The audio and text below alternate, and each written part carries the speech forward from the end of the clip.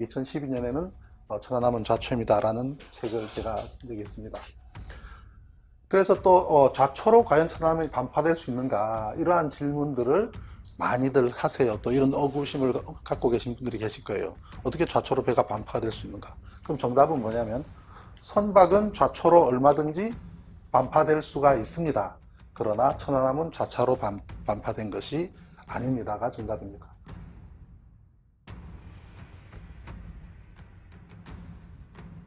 S는 샌드, 모래죠. SH는 조개 무덤입니다. 쉘. 예, 저곳은 암초가 존재하지 않습니다. C 지점에서 딱 최고 수심은 11m고 최저 수심은 6m인 곳에 헐수 3m인 천안함이 이븐킬, 키일이 같을 때는 3m 수준이었지만 트림이 1m, 그 다음 스크루가 1m 밑으로 내려오고 그 다음에 파고 2 내지 3m 하게 되면 물 밑으로 유속이 빠르게 흘러가게 되면 저수심대에서는 압력이 떨어진다는 베를루이 원리에 의해서 더 침하하게 된다는 샬로우 워터 이펙트, 천수 효과까지 감안을 했을 때 최고 수심 11m, 최저 수심 6m 지점의 C 지점은 좌초를 하고도 충분히 남는다. 9시 15분에 바로 저 포인트에서 1차 사고를 당하게 되고 저기서 좌초를 하게 됩니다. 예, 그리고 거기서 빠져나온 불과 7분 뒤에 2차 사고인 뻥, 충격과 함께 배가 반파되는 사고를 겪게 되는 것이죠.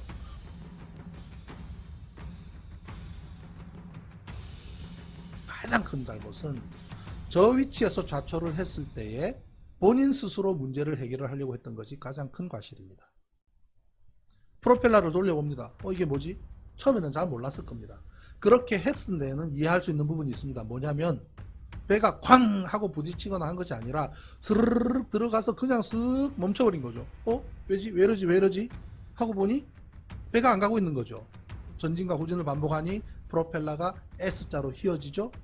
근데 불과 몇 분 만에 뒤로 빠져나온 거예요. 천안함 하부 철판 불과 기거대가 11mm, 1.1cm, 손가락, 새끼손가락 굵기, 옆판은 8mm, 그것도 알루미늄 합금. 그게 해저 지반과 만났으니 구멍이 나지 구멍이 안 납니까? 파공이 발생했죠. 그러면 엄청나게 물이 들어오죠. 당직사관은 몰라요. 배 밑바닥에서 무슨 일이 일어나는지. 그런데 기관실에서는 난리가 납니다. 물이 들어와가지고 후타실로 뛰어가고 난리가 납니다. 그게 불과 몇 분 사이에. 그 당시에 기관실에서는 난리가 났을 겁니다. 천안함이 좌초했다는 사실을 생존자 전부 다가 당시에 인지했느냐? 몰랐습니다. 함교에서 당직을 썼던 항해당직사관, 부직사관, 조타당직사관, 좌우위원회에 있는 견시병, 이 7사람만 좌초에서 우왕좌왕하며 엔진을 전후진 썼던 상황을 알 뿐이지 그 외의 대원들은 자신의 방에서 그냥 몰랐습니다. 쿵 하고 받은 적이 없거든요. 암초가 없기 때문에 그냥 부스러기 좌초했다가 슬그머니 빠져나왔기 때문에 자신의 침실에서 쉬고 있는 사람들은 좌초 여부를 전혀 인지할 수 없습니다.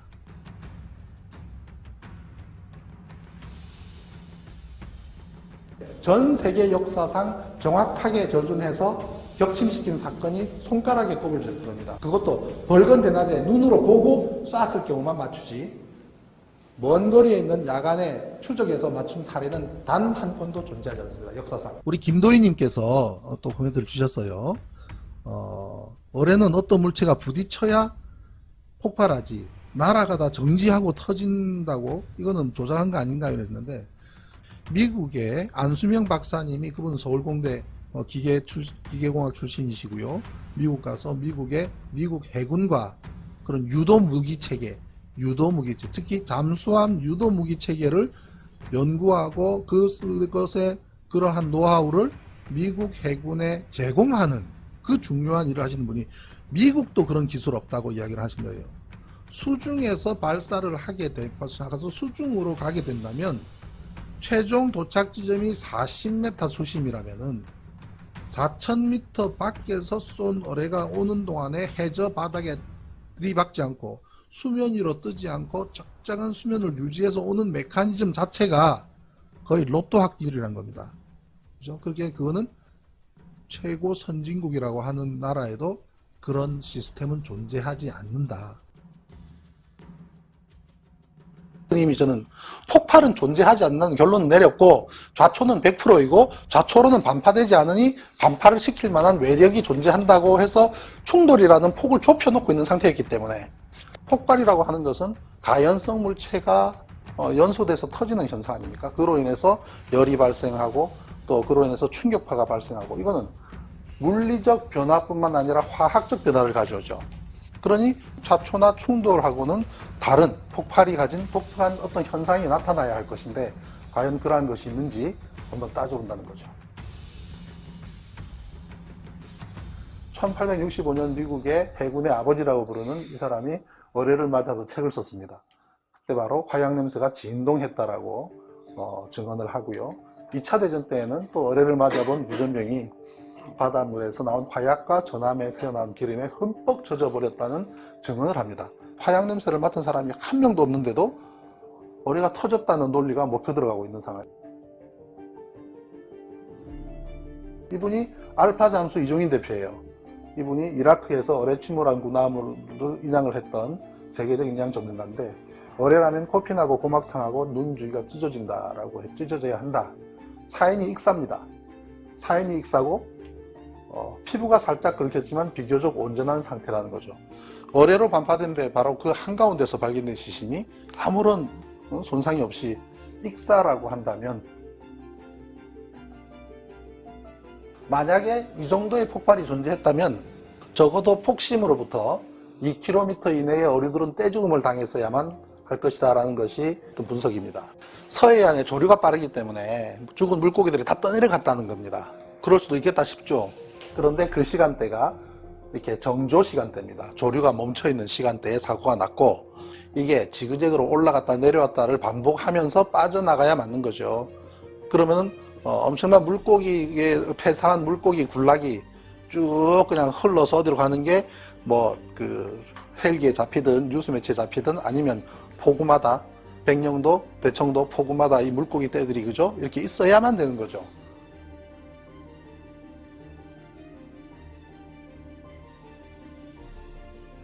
어뢰 폭발인 경우에는 폭발이 완전히 끝날 때까지 배는 쓰러지지 않습니다. 그때까지 걸리는 시간은 적어도 20초, 30초?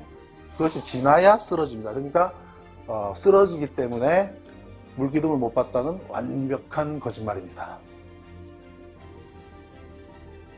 이렇게 안에 녹아내릴 정도로 안이 떡이 돼야 됩니다. 엄청난 고열이 올라오고 그리고 상당 시간 동안은 여기서 김이 모락모락 올라옵니다. 수양버들처럼 쭉쭉 늘어진 케이블들 보십시오. 만약에 이 밑에서 3000도 폭발이 있었다면 이거 다 녹아서 떡이 돼야 돼요.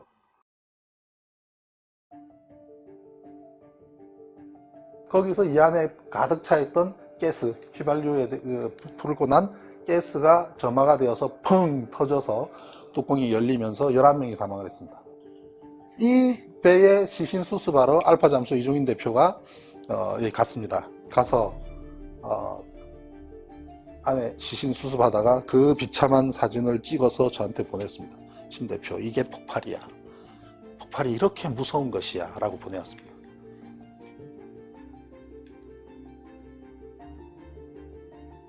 이 밑에서 어뢰가 터졌는데 형광등이 멀쩡할 수 있느냐 하고 막 난리가 났죠. 그랬더니 고성능 내진 방폭 형광등이라 그랬습니다. 우리 네티즌들도 가만 안 있잖아요. 그래가지고 온 대천에 번개표 또 어디 있으면 남영정구 막 전화하니까 우리는 그런 거 만든 적이 없습니다. 그래가지고 그럼 아무데도 만든 데가 없다 그러니까 그때부터 우리 국방부는 열흘 동안 침묵합니다. 대책이 없잖아요. 그냥 침묵합니다. 예를 들면 알파 잠수 이종인 대표가 호남 사고 이후에 제가 이제 찾아뵙고 인사를 하고 그때부터 이제 형님 동생이 됐는데 그분이 얘기가 2차 대전 때 일본군이 진주만을 공습을 할 때 포탄을 떨어뜨리면요 군함에 맞아서 파괴가 되기도 하지만 어느 한 배가 옆에 벽이 멀쩡한데 안에 있는 그 격실 안에 시신들이 다 죽었는 사망을 했는데 목이 없더라는 거예요. 목이. 그래가지고 미국 그 군에서 이 원인을 조사를 한 겁니다. 봤더니 바깥에서 발생한 충격파가 배 철판을 때린 거예요. 때리면 그 충격파가 그대로 안으로 들어와서 이 안에 있는 사람들한테 충격파가 그대로 날아와서 눈, 코, 귀, 입, 인체에 뚫린 쪽으로 그대로 확 들어간답니다. 그럼 제일 입으로 제일 많이 들어가겠죠. 그럼 들어가서 내장을 한번 뒤덮고 충격파가. 그런 다음에는 안에서 부딪혀서 바깥으로 쫙 빠져나온답니다. 나올 때는 인체에 목이 딱 닫혀버린대요. 목이 딱 닫힌 데서 밑에서 파가 치고 올라오니까 목이 관성에서 뚝 떨어져 나가는 거예요. 아, 그게 사실입니까? 책을 줘요. 책에 그게 다 이렇게 연구 결과가 나와 있습니다. 그게 충격파입니다. 그게. 그 다음에 폭발은 당연히 거대한 소리가 나겠죠. 팡! 그런데 그 당시에 백령도에 이게 무슨 소리야 하고 태어난 사람은 아무도 없습니다. 주민 가운데.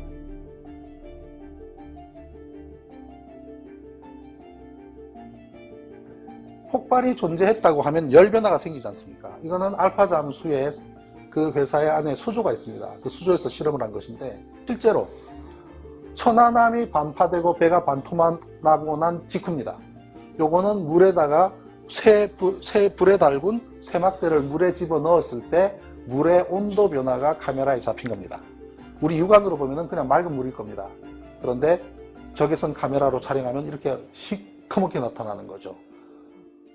그러면 천안함이 반파가 돼서 이 안에 3000도가 발생했다면 어떻게 될까요? 물 온도는 영상 3도. 여기는 이 밑에는 바로 밑에는 더 시커멓게 나타나고 옅어지고 이러한 온도 변화가 이 밑에 존재해야 우리는 저 밑에서 폭발이 있었다라고 과학적으로 인정해 줄 수가 있는 겁니다. 어떤 온도 변화가 없단 말이죠. 어떤 온도 변화가 없다? 그러면 폭발이 없었다라는 과학적 결론을 내려야 되는 것입니다. 그리고 천안함 사고 초기에 쉬마츠 교수라고 있는데 일본에 쉬마츠 교수 중국 칭화대학교에서도 강의를 하고 하신 분인데 그분이 천안함 사고 당시에 우리 서해안에 이스라엘 잠수함도 동시에 침몰했다는 정보가 있다. 그리고 그 당시에 이스라엘의 모사드 정보기관인 모사드 북경 지부가 무지 바쁘게 움직였다는 정보가 있다라는 거를 턱 올려요. 뜬금없이. 뭔 소리야. 웬 잠수함. 그리고 무슨 모사드. 전 그때 그렇게 넘겼습니다. 세월이 지나고 1년, 2년, 3년 지나고 나니 그게 팩트더라고요. 그 당시에 이스라엘 잠수함 한 척이 가라앉았고 정보기관이 바빴을 것은 당연한 일이고 그러면 이스라엘 잠수함이구나. 아마 5일이면은 퉁퉁 불었다고 본다면은 인종을 구분하지는 못했지만 분명히 러닝 바람이거나 추리닝 바람이든지 군복 바람이든지 군인으로 착각하고 천안함 가족으로 착각할 만한 비주얼이 있을 것이다 라는 추측은 가능해요. 그러면 분명히 천안함과 또 다른 배의 충돌에, 왜냐면 그때는 이미 저는 폭발은 존재하지 않는 결론을 내렸고 좌초는 100%이고 좌초로는 반파되지 않으니 반파를 시킬 만한 외력이 존재한다고 해서 충돌이라는 폭을 좁혀놓고 있는 상태였기 때문에 그러면 충돌한 배에서 발생한 시신이라고 저는 결론을 냅니다. 돌핀급 잠수함이 2년간 수리 후 복귀했다는 뉴스가 나왔습니다. 2012년 12월 19일, 2011년 12월 19일 날 보도가 나온 게 해군이 2년간의 비밀스러운 잠수함 업그레이드 했답니다. 그래? 업그레이드 한 거 맞아? 맞죠? 메이저 도론 업그레이드를 한 책임이 있는 이 양반이 소령이 밸브와 파이프와 소나 시스템들을 전부 디스맨틀 해체했다. 잠수함에서 이러한 부품 해체하는 것은 바닷물 먹었을 때 말고는 해체할 일 없습니다. 바닷물을 먹었다는 뜻이고 심지어 엔진도 분해했고 깨끗하게 해서 다시 재조립을 했다. 바디 선체도 클린을 했고 크랙 전체에 있는 금가고 찢어진 것들 전부 용접했다. 심각한 손상 입었다는 얘기고 2년 동안 2년 동안 수리를 했다는 의미는 2년 동안 수리해야 될 만큼 손상을 입었다는 얘기죠. 하필이면 그 초록색 돌핀 잠수함이 2011년 말에 법인을 찾은 겁니다. 증거인멸. 요거 없애버렸어요. 싹 이거. 요 녀석인데. 앞주댕이. 어떻게 증거인멸했느냐. 요거 잘 보십시오. 요 자국 있죠. 그죠? 요 자국이 뭐냐면 고압으로 워싱 때린 거예요.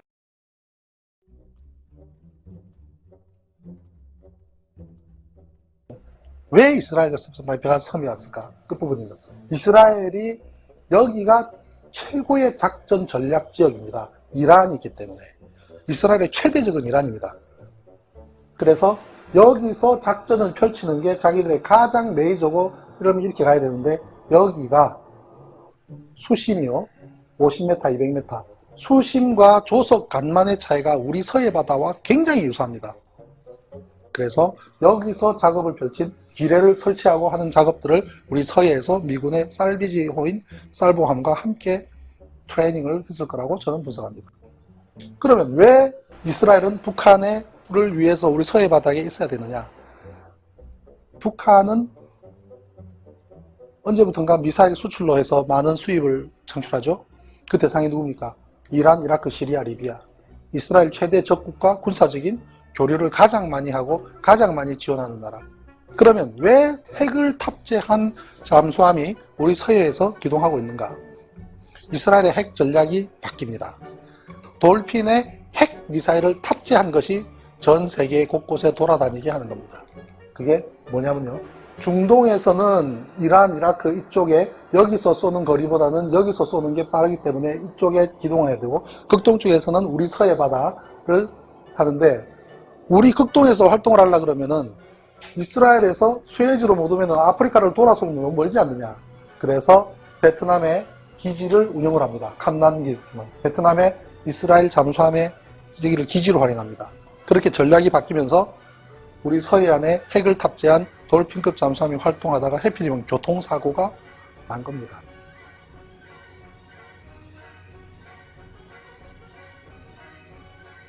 천안함 반파 직후의 영상에 까만 점이 있습니다. 이 까만 점이 처음에는 이쪽을 왼쪽으로 이동해요. 이렇게. 반파가 되고 난 이후에 여기 있는 물체들은 전부 조류에 따라 흘러가는 거 말고는 없죠. 얘도 전부 조류 따라 흘러가야 되죠. 그럼 조류는 오른쪽에서 왼쪽 방향입니다. 자, 또 내려갑니다. 이 TOD는 카메라는 방위각이 이렇게 따라가고 있습니다. 그러면 이 가운데 있는 점이 왼쪽으로 이동을 하다가 다시 거꾸로 이동을 해요. 이게 뭔 일입니까? 이 가운데 물체가 그냥 표류하는 물체가 아니라 자체적인 움직임을 가지고 있는 동력을 가진 물체라는 뜻입니다. 그 물체가 바로 까만 점은 이 부분입니다. 그래서 초저속 영상을 지금 한번 돌려보겠습니다. 처음 보시는 겁니다, 여러분들은. 바디가 보이죠? 선체 바디. 자, 돌려보십시오. 다시 물속으로 들어갑니다. 함수가 천안함과 부딪힙니다, 물속에서. 그리고 함수가 돌아가기 시작합니다.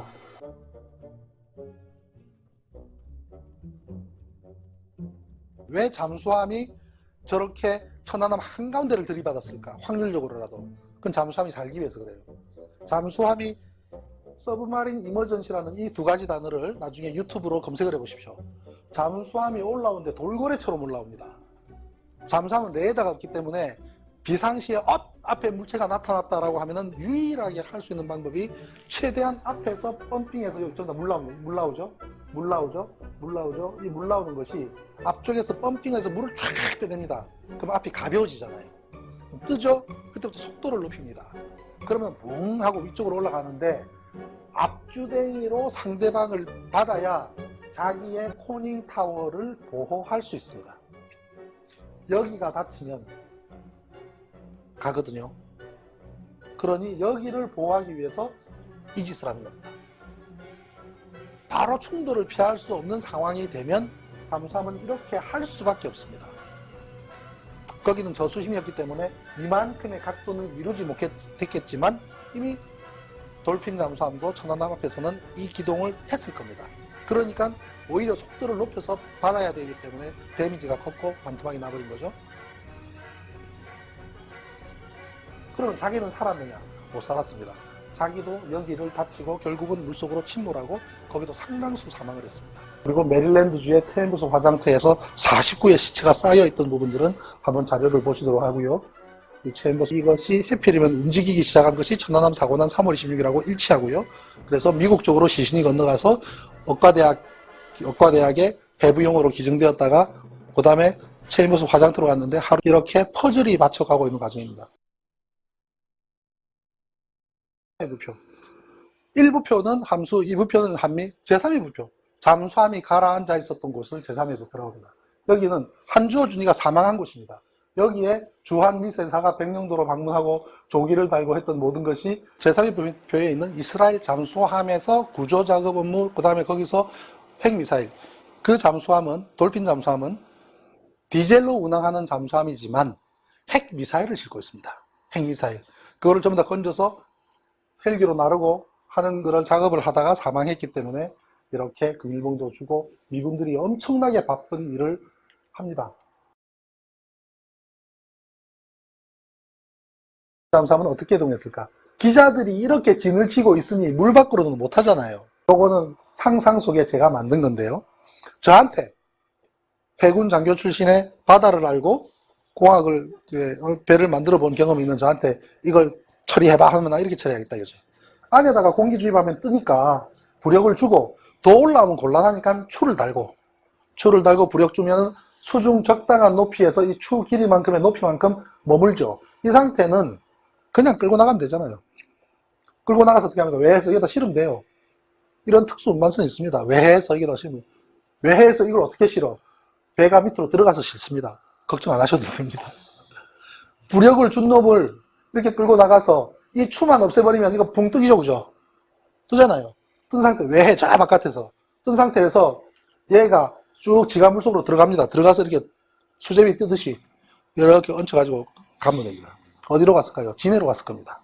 진해로 가서 포장을 할 겁니다. 여기다가 박싱을 해서 안 보이게 쫙 처리해서 그대로 수에즈 통해 가지고 갑니다.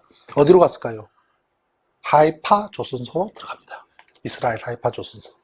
거기서 2년 동안 정확하게 1년 8개월 수리를 합니다. 그리고 1년 8개월이 지나서 세상에 모습을 드러냅니다.